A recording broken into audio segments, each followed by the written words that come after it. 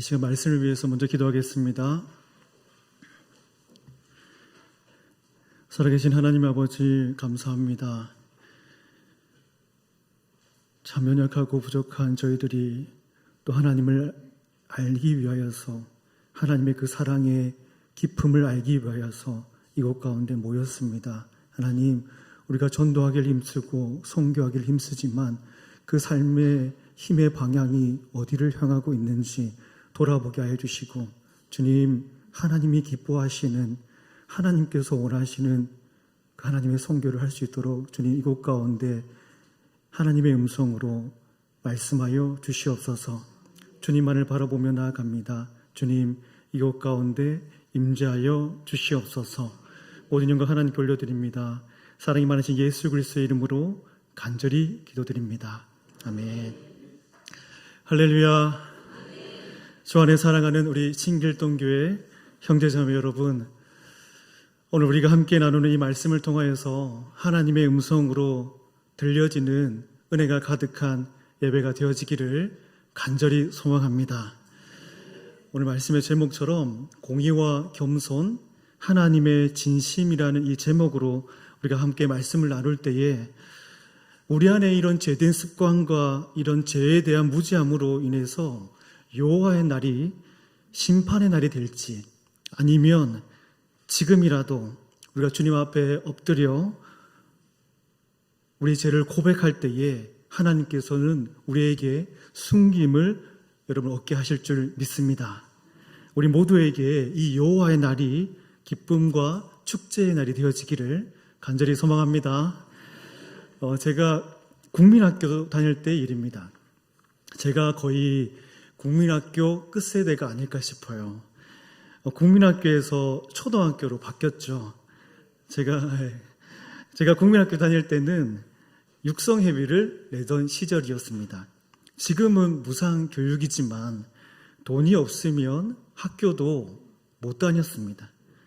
국민학교 다니던 그 시절에 정말로 기다려지던 날이 있었습니다. 그날은 마치 여호와의 날처럼 기쁨의 날이었습니다. 그날이 언제냐면 아버지께서 이제 월급을 받으셔서 일명 여러분 똥종이라고 하죠. 그 갈색 종이에 통닭을 한 마리 튀겨 오시고, 그리고 한 손에는 투게더, 우리 함께라는 아이스크림 있잖아요. 투게더 아이스크림을 함께 사오셔서 통닭을 먹고 아이스크림을 먹는 그날을 정말 손꼽아 기다렸던 기억이 납니다. 여러분에게도 그런 날이 있으시죠? 각자에게 주어진 그런 날이 있을 거예요. 하지만 어떤 날은 정말 여호와의 임재가 필요한 날이 있었습니다. 저희 어머니께서 분식점을 하셨습니다. 은혜 분식이라는 분식점을 하셨어요. 그때는 떡볶이가 하나에 100원 하던 시절입니다. 잔돈을 거슬려 드려야 하니까 어머니 앞주머니에는 동전이 참 많았습니다. 저는 그때 철이 없었고 지금도 철이 없습니다. 어머니 앞주머니에 동전이 많기 때문에 500원 정도는, 1000원도 아니에요. 500원 정도는 가져가도 모를 거라고 생각했습니다. 제가 어렸을 때는. 하지만 제가 부모가 되었고 자녀를 4명이나 키우고 있잖아요. 부모가 되어 보니까 앞주머니에 동전을 굳이 세지 않아도, 하나 둘 세지 않아도 동전을 누가 가져갔는지 안 가져갔는지 아는 것이 부모라는 것을 제가 부모가 되어 보니까 알게 됩니다. 부모가 되어 보면 그 마음을 안다는 거예요. 그리고 알면서도 모르는 채 하는 것이 누구냐면 부모입니다. 일명 어른이라고 말을 하죠.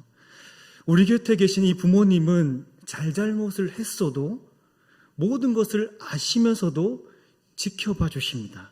하지만 이 세상을 살아가는 부모님에게는 다 한계가 있습니다. 저와 여러분도 마찬가지일 거예요. 한 세대가 지나면 기다리고 싶어도 기다릴 수 없고 이 세상을 떠나야 하는 것이 우리가 살아가는 삶의 섭리입니다. 누구도 이것을 바꿀 수도 없고 멈출 수도 없어요. 하지만 여러분, 우리에게 희망이 있는 것이 무엇이냐면 영원히 우리를 기다려 주시는 분이 계시지 않습니까? 그분이 바로 우리 하나님 아버지십니다. 사랑이 많으신 그 하나님 아버지께서 우리 아버지라는 사실이 여러분 얼마나 감사한지 몰라요. 그런데 어느 날 동전이 많이 없어진 게 들통이 났습니다. 여러분, 꼬리가 길면 밟히게 되어 있습니다. 학교를 마치고 어머니 가게에 들어갔는데 들어가면서부터 공기가 달랐습니다. 가게에 손님이 계시니까 어머니께서 굉장히 온화한 미소로, 그런 미소는 보지 못했던 것 같아요. 온화한 미소로 집에 가 있어 라고 했습니다. 집에 돌아가면서 생각했습니다. 아브라함이 본토 아버지의 집을 떠났던 것처럼 이제 집을 떠나야 할 때가 왔다. 주여, 집이 가까이 와 가는데 집으로 들어가야만 합니까? 말아야 합니까? 굉장한 고민과 기도 속에 있다가 결국에는 집에서 어머니의 심판을 기다리기로 결단하고 기다리는 그 시간에 주님을 굉장히 많이 찾았던 기억이 납니다. 마라나타 주 예수여, 지금 오시옵소서. 저는 맞아 죽을 수도 있습니다. 그렇게 기도하면서 저도 모르게, 저도 의도치 않게 집을 깨끗이 치웠습니다. 왜냐하면 그때 저희 상황 속에서는 주위를 깨끗하게 치우는 것이 굉장히 중요했는데요. 왜냐하면 어머니는 그 주위에 있는 물건을 잡고 혼을 내셨기 때문에 깨끗하게 해놔야지 제가 혼나지 않을 거라는 생각을 했던 것 같아요. 여러분, 그 다음 상황이 궁금하시죠? 일단 말씀으로 들어가 보도록 하겠습니다. 여러분, 오늘 우리가 함께 읽은 이 스바냐 말씀은 진 하나님의 자녀들에게 임하는 심판날에 대해서 집중적으로 말씀하고 있습니다. 스바냐는 그리고 강력하고 단호한 말로 여호와의 날을 심판의 날로 선포하고 있습니다. 하지만 여러분, 우리가 이 말씀에 대해서 조금 더 생각해 보아야 되는 것이 무엇이냐면 하나님의 그 심판이 우리에게 불행을 주고 우리에게 고통을 주고 우리에게 두려움을 주는 것이 아니라는 겁니다. 마치 동전의 양면처럼 말이에요. 이순신 장군 뒷모습에는 100원이라는 숫자가 있는 것처럼 심판 뒤에는 무엇인가 있다라는 것을 우리는 인식해야만 한다라는 거예요. 그래서 이사야 13장 9절의 말씀을 보시면 여호와의 심판의 날을 이렇게 기록합니다.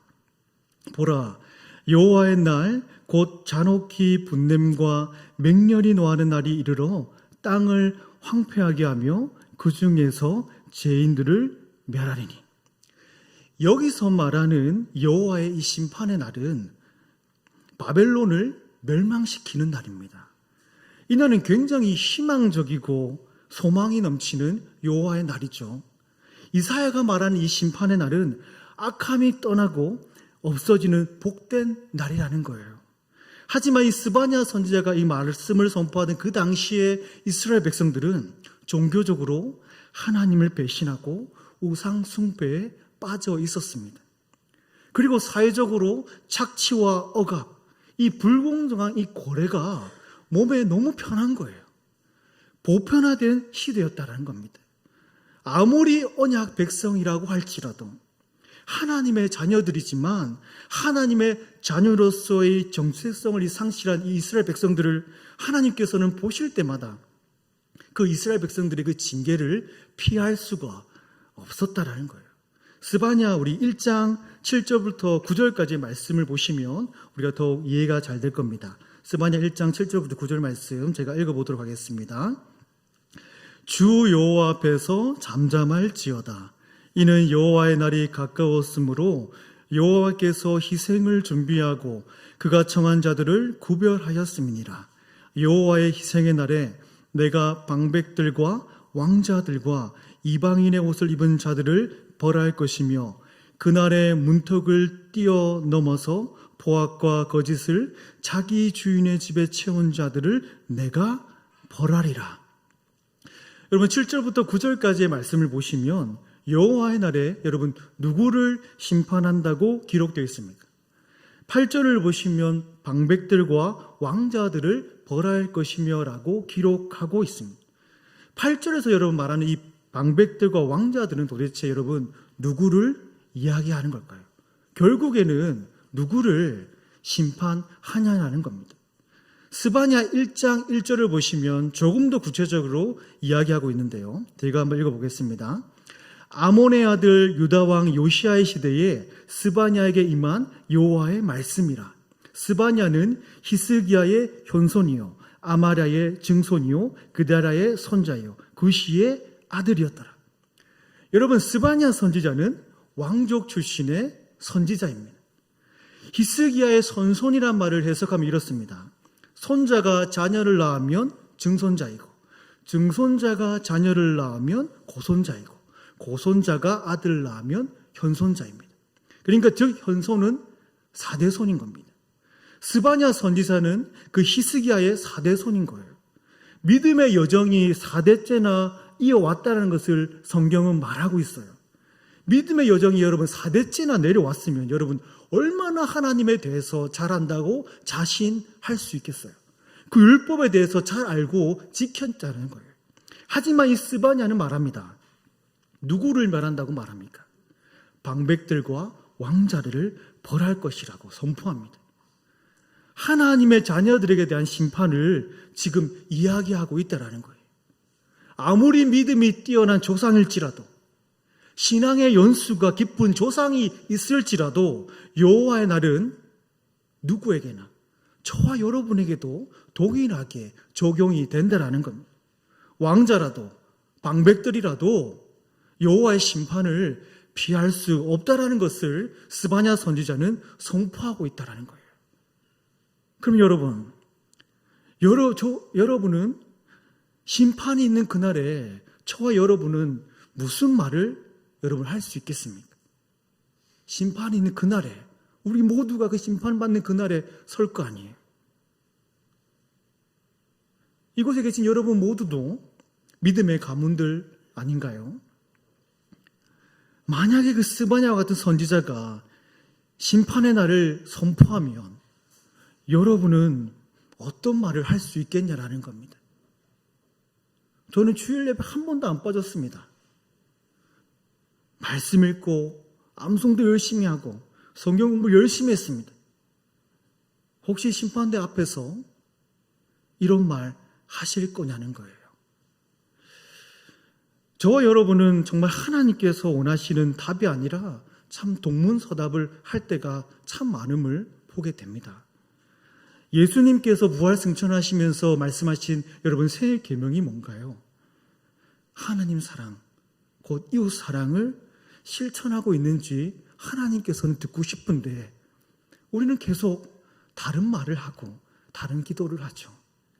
하나님께서는 하나님의 그 사랑이 곧 이웃 사랑이라고 새 계명을 주셨는데도 말입니다.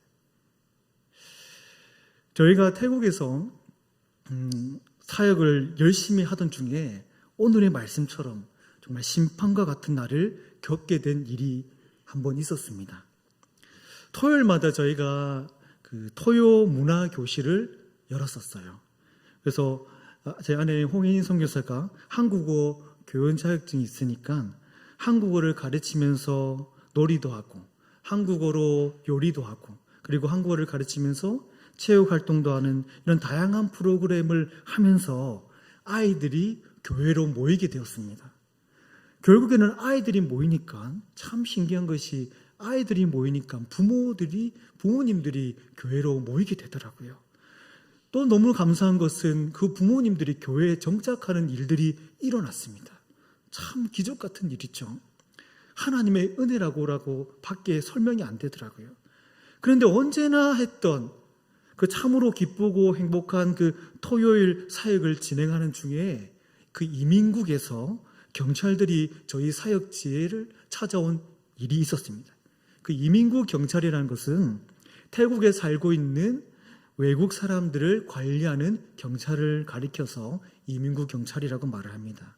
그리고 그 경찰들이 저희를 찾아온 이유를 설명하면서 누군가 우리 가정에 불법 체류자가 있다는 것을 신고를 해서 저희 가정을 만나고 싶다는 그 이야기를 하고 있었습니다. 제가 처음에 선교제 갔을 때 첫째 자녀의 그 교통사고를 통해서 참 힘든 것도 있었지만 그 십자가의 사랑을 경험하고 참 우리 하나님은 얼마나 여러분 좋으신지 모르냐면 하나님은 저희 가정을 위로해 주시기 위해 셋째 자녀를 태국에서 선물로 주셨었어요. 그 성원이가 하나님께서 주신 하나님의 선물 같은 그 귀한 자녀인데 그 셋째 아들이 비자가 없었습니다. 그런데 비자가 없었던 이유도 그 이민국 경찰은 알고 있었어요. 왜냐하면 저희가 항상 때마다 비자를 받으러 갔기 때문에 아는 사이거든요. 그런데 비자를 받으러 갔을 때 이민국에서 비자 작업을 하지 않아도 된다라고 이야기했기 때문에 저희가 하지 않았었는데 그 모든 것이 다른 어떤 누군가의 신고로 인해서 들어갔기 때문에 그 경찰들도 어쩔 수 없다라는 거예요.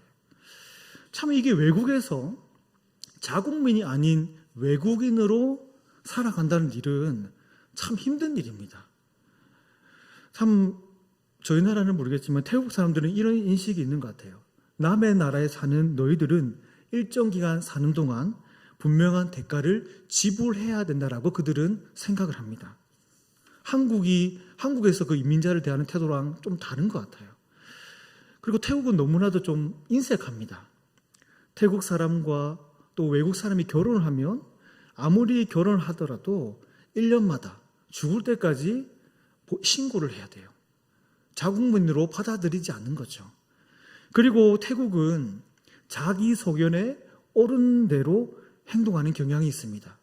오늘 비자가 되었는데 내일은 또 안 되고 같은 서류를 준비했지만 안 되는 이유가 모를 정도로 자기 소견에 옳은데 자기가 기분이 좋으면 되는 거고 참 그런 경향이 참 많은 이해가 되지 않고 이해할 수 없고 어떠한 틀이 없고 기준이 없는 나라가 태국이지 않을까 싶어요. 그래서 이러한 신앙의 기준이 필요하고 신앙의 매뉴얼이 꼭 필요한 나라가 태국이기도 합니다.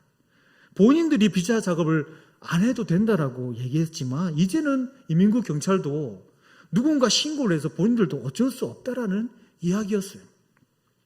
참 처음에 그 이야기를 듣는데 당혹스러웠습니다. 하지만 저희가 태국에서 오자마자 그 자녀의 교통사고를 겪으면서 정말 예수 그리스도의 십자가의 그 사랑, 예수님을 만났고 그 예수님의 그 사랑, 하나님께서 원하시는 그 사랑의 이유를 그분의 원하심을 우리가 그 상황을 알았기 때문에 그 상황을 이해하려고 노력했습니다. 그리고 오늘 하나님께서 저와 여러분에게 주신 이 말씀처럼 예수 그리스도 안에서의 이 공의, 예수 그리스도 안에서의 이 공의와 겸손이 무엇인지 알게 하시더라고요. 사실 순간적으로는 따지고 싶었습니다.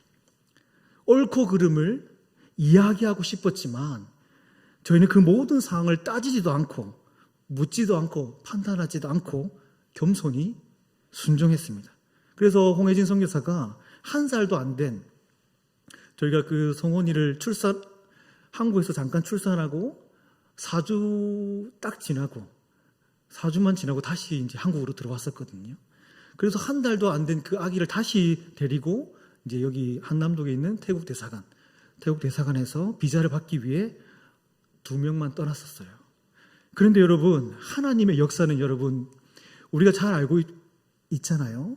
이미 하나님의 역사는 시작되었다고 생각해서 마치 너무 이르게 하나님의 역사가 시작되어서 이미 끝나버린 역사라고 우리는 여길 수 있지만 하나님은 그렇지 않다는 거예요. 이미 시작된 하나님의 사랑이 아직도 지금도 여전히 우리 가운데 진행 중이었다는 사실을 저희들은 깨닫게 됩니다. 이때부터 하나님의 은혜가 시작이 되는 거예요. 왜냐하면 이 모든 과정들을 태국에 있는 이민국 경찰 그리고 현지 사역자들 그 주민들이 보면서 은혜를 받았습니다.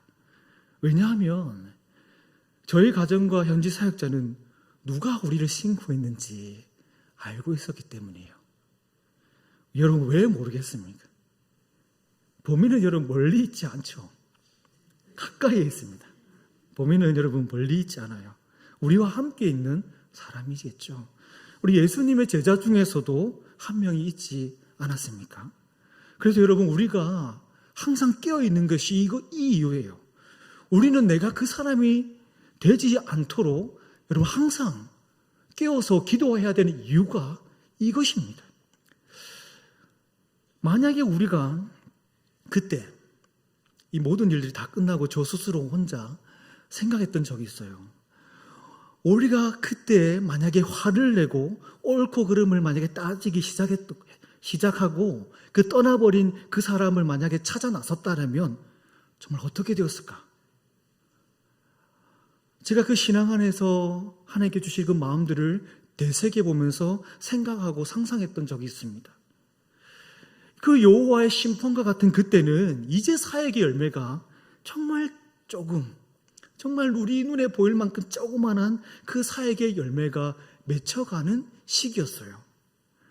지금까지 힘겹게 수고하고 헌신한 그 오병이어라는 재단이 있는데 그 오병이어라는 재단은 그 모든 사역과 데이터들이 이제 조금 뿌리를 내려서 뻗어가는 시기였어요.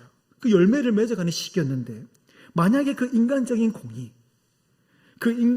공의를 주장하고 주님께서 하신 그 모든 일들을 우리의 인간으로 선택하고 앞서 나갔다면 그 모든 것이 물거품이 되어버리진 않았을까라는 하나님께서 깨달음을 주시더라고요. 정말 그 심판과 같은 그 일이 있었지만 참 어려웠죠. 하지만 그게 너무나도 감사했어요. 너무나도 감사한 거예요. 여러분, 이처럼 선교지는 정말 힘든 영적 싸움이 있는 곳입니다. 심판과 같은 그 일이 있었지만 하나님을 믿는 사람들은 하나님의 말씀대로 서로를 사랑하고 자기의 생각을 내려놓을 수 있어야 된다고 우리가 지식적으로는 알잖아요. 우리가 머리로서는 알지만 그 알미 실천이 되고 그 알미 실천을 통해서 그 믿음의 입술로 고백이 되어질 때 그것이 은혜가 된다는 사실을 경험하게 되었다는 거예요.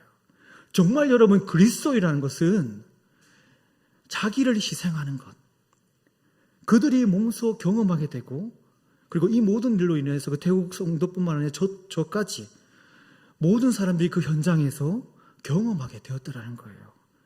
그리고 여러분, 그 일이 지나고 떠났던 그 사람을 여러분, 사람들은 정말 우연이라고 이야기할 수 있겠지만 하나님의 계획하심으로 그 떠났던 그 사람을 만나게 되었습니다. 여러분, 일반적인 마음이었다면 얼마나 화가 날까요? 속이 부글부글 하겠죠. 하지만 홍혜진 선교사가 그 사람을 안아주면서 아무것도 모른 채 안부를 묻고 손을 잡아주고 기도해 주었던 기억이 납니다.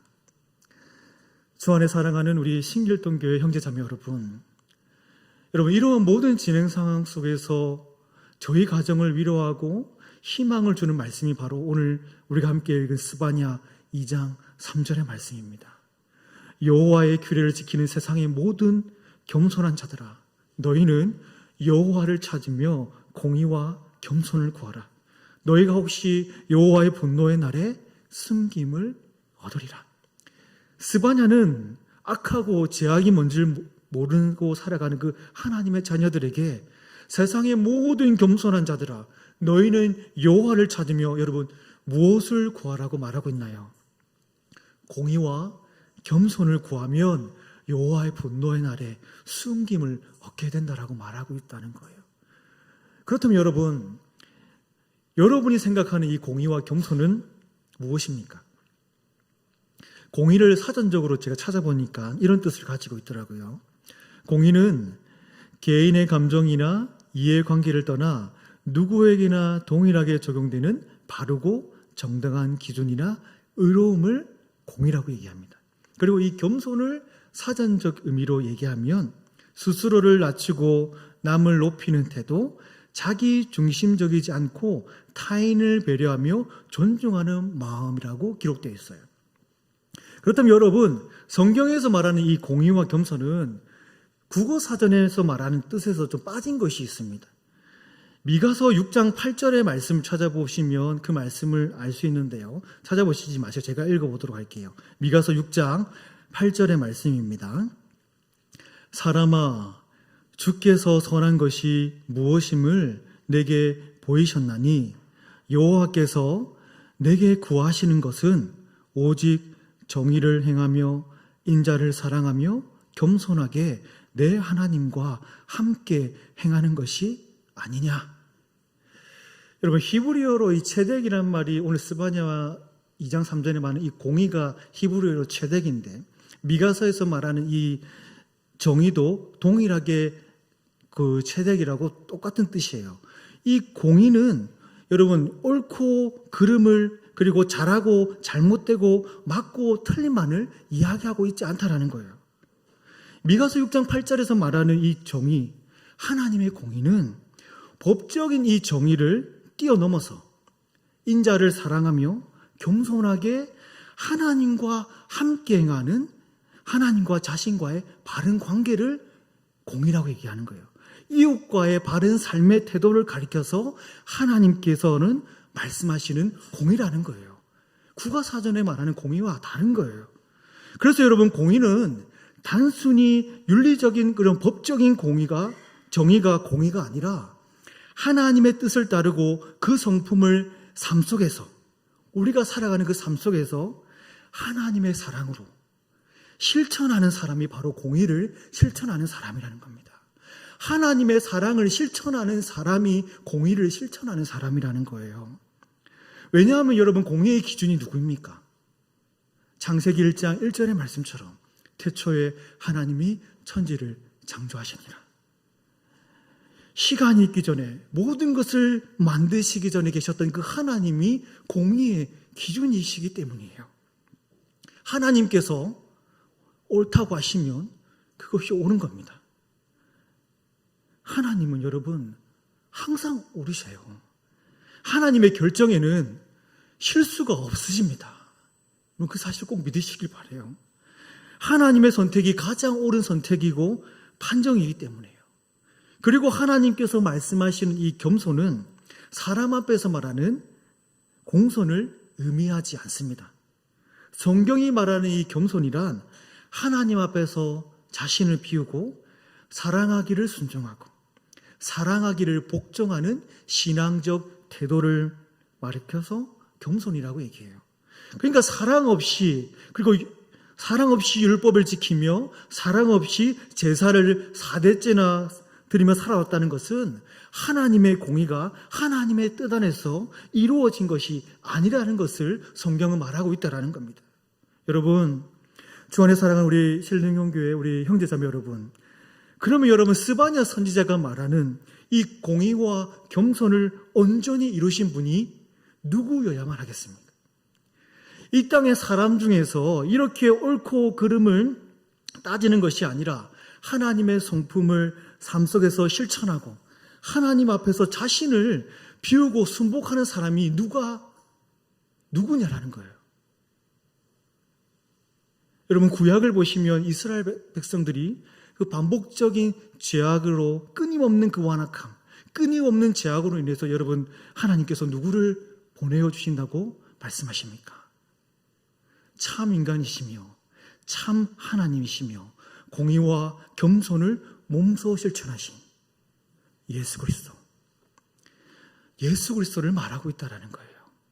우리가 예수 그리스도를 만나야 하는 이유가 여러분 이 때문이고, 우리가 예수 그리스도를 닮아가야 되는 이유도 이 때문이고, 우리가 심판받는 그날에, 그 심판의 날이 희망이 될 수 있는 그 선택이 바로 하나님의 아들이시며 우리의 죄를 대속하기 위해 이 땅에 오신 참 인간이시지만 참 하나님이신 이 땅에 오신 그 예수 그리스도를 믿는 거라는 거예요. 그렇기 때문에 우리가 서로를 사랑하며 그 십자가의 사랑을 실천하신 그 예수 그리스도를 믿는 그 신앙인으로서, 그 예수 그리스도를 믿는 그 신앙인으로서 삶을 살아내야 된다는 겁니다. 제가 서두에 말씀드린 그 어머니의 이야기의 결론을 말씀드리도록 하겠습니다. 저희 어머니께서 하나님의 부르심을 받고 이제 천국에 가신 지가 16년이 되어 갑니다.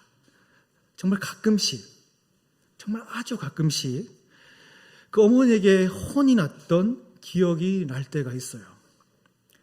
어떠한 잘못으로 인해서 그날이 심판의 날이 될 때 그 심판을 맞이하면서 기다리면 느껴지는 그 긴박함 속에서 하나님께 도움을 구하는 그 간절한 기도가 그리울 때가 있습니다.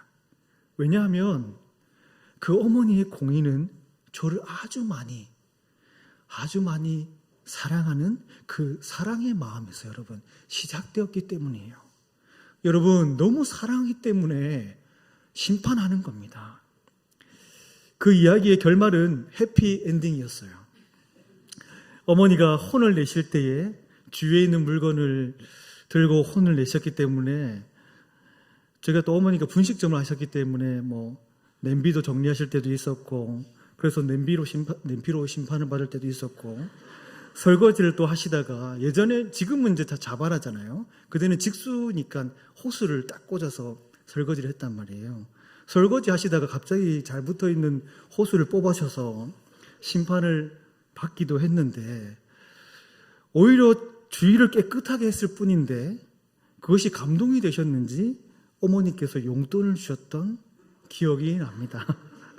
그런데 지금 그 시간을 돌이켜보니까 그때 어머니의 심판이 참 그리운 거예요.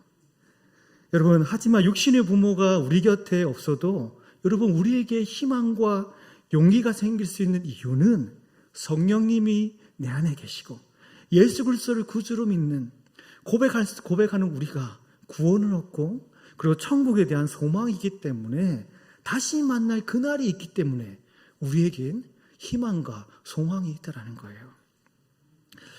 지난주 화요일에 우리 김신혜 담임 목사님과 사모님께서 저희 부부뿐만 아니라 또 자녀들까지 사실 저희 가족은 대식구라서 6명을 다 초대해 주셨습니다. 6명을 초대해 주셔서 따뜻한 밥을 대접해 주셨어요. 참 너무 감사한 교제였고 참 거룩하고 기쁜 은혜의 시간이었어요. 근데 사실 그 다음 날이 제 생일이었습니다. 그래서 제가 집에 돌아가면서 그 홍혜신 선교사가 이 얘기를 하더라고요.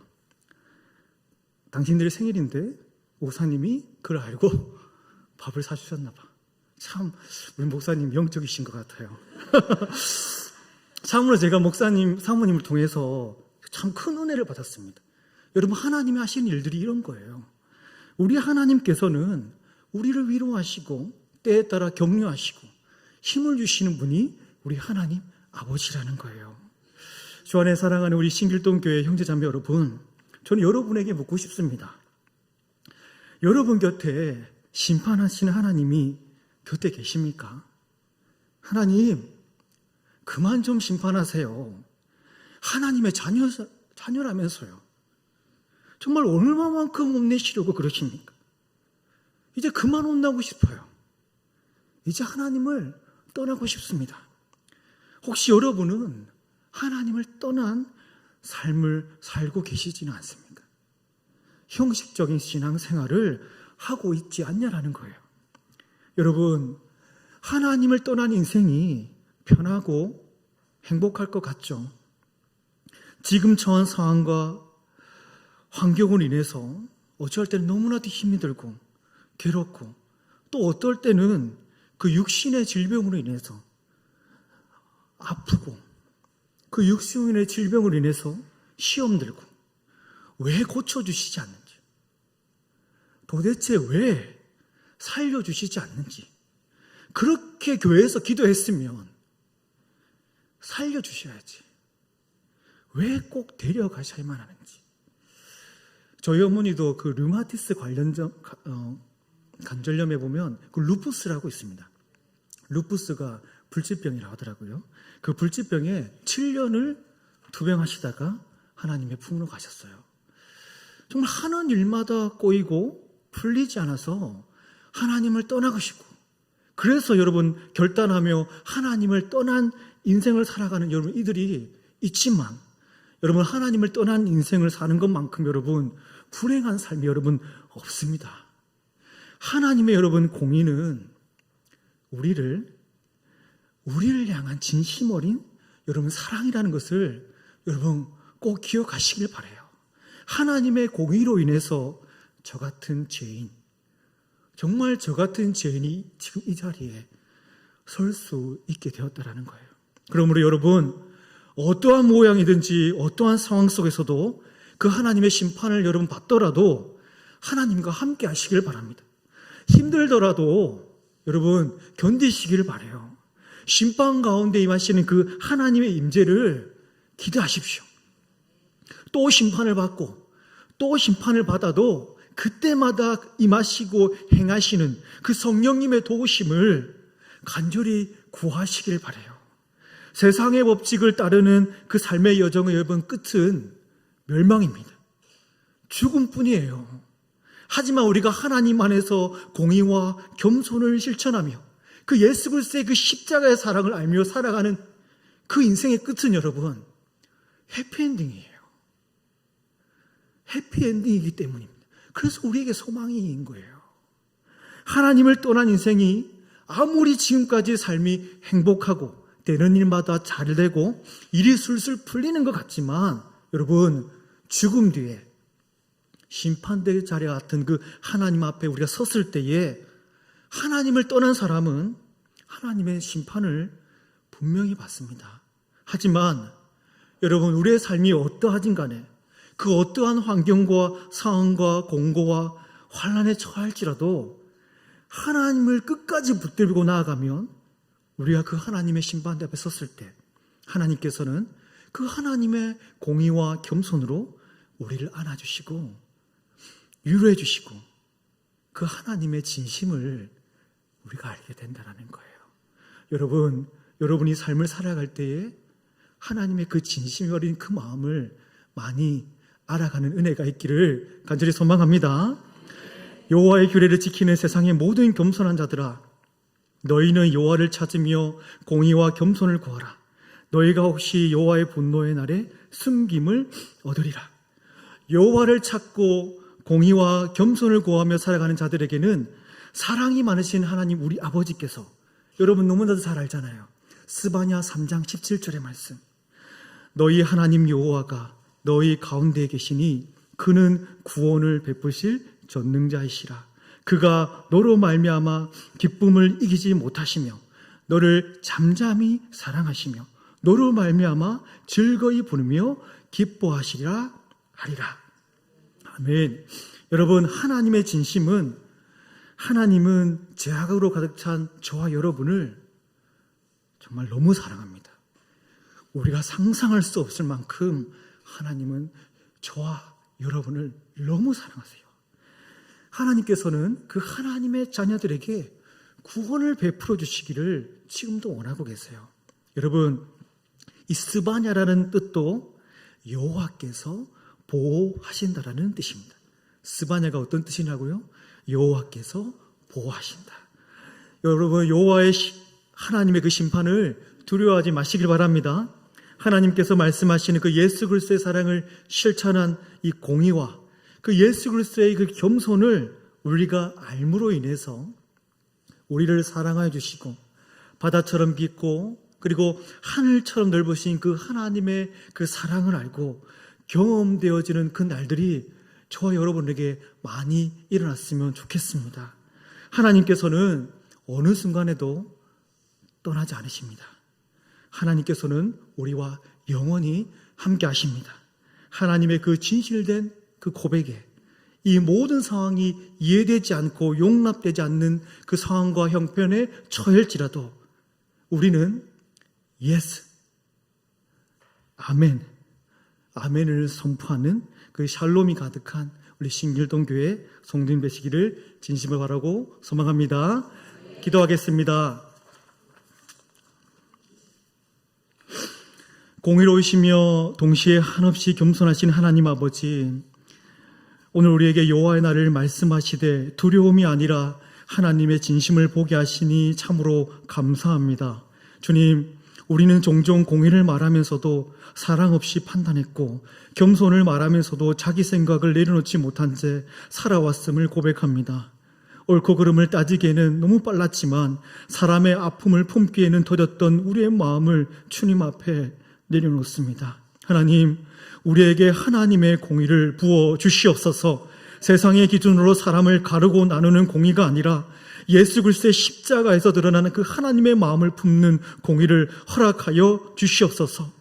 억눌린 자의 눈물을 외면하지 않는 공의, 약자의 편에 서기를 주저하지 않는 공의, 사람을 이기기보다 사람을 살리기 위해 선택하는 공의를 선택하게 하여 주시옵소서. 하나님, 이 공의와 겸손으로 신길동 교회가 그 선교의 자리로 나아가는 그 모든 여정 가운데 멀리 떠나지 않아도 오늘 내가 만난 그 한 사람을 사랑으로 대하는 것이 선교임을 알고 말보다 삶으로, 주장보다 태도로 예수 그리스도를 드러내는 선교적인 교회로 되게 하여 주시옵소서. 그 심판의 날 앞에서도 우리를 밀어내지 않으시고 품으시고 기다리시는 그 하나님의 사랑을 신뢰하며 나아가게 하여 주시옵소서. 우리의 삶이 하나님의 진심을 오해하지 않고 아멘으로 응답하는 선교적인 고백이 많이 일어나는 교회가 되게 하여 주시옵소서. 이 모든 말씀 공의와 겸손으로 세상을 구원하신 우리 주 예수 그리스도의 이름으로 간절히 기도드립니다. 아멘.